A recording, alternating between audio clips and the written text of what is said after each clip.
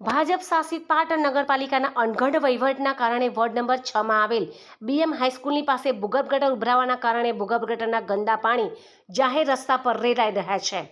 આ જાહેર રસ્તા પર થઈને ભૂગર્ભ ગટરનું ગંદુ પાણી આનંદ સરોવર સુધી જઈ રહ્યું છે, જેના લીધે આનંદ સરોવરમાં ગંદકીનું સામ્રાજ્ય થવા પામ્યું છે.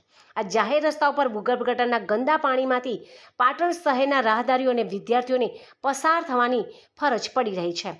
અને અહીં બીએમ સ્કૂલ આવેલી હોવાથી બીએમ સ્કૂલના વિદ્યાર્થીઓને પણ ભૂગર્ભ ગટરના ગંદા પાણીમાંથી પસાર થવાનો વારો આવે છે. અહીં બાજુમાં જનતા હોસ્પિટલ અને બ્રહ્મ સમાજની વાડી પણ આવેલી છે. ભૂગર્ભ ગટરના ગંદા પાણી જાહેર રસ્તાઓ પર ઉભરાવાને કારણે ગંદકીનું સામ્રાજ્ય પણ થવા પામ્યું છે. પાટણ નગરપાલિકાનું અંધેર તંત્ર સત્વરે જાગીને બીએમ હાઈસ્કૂલ આગળ ઉભરાતી ભૂગર્ભ ગટરની સમસ્યાનો તાત્કાલિક ઉકેલ લાવે તેવી પાટણ શહેર પ્રમુખે માંગ કરી છે.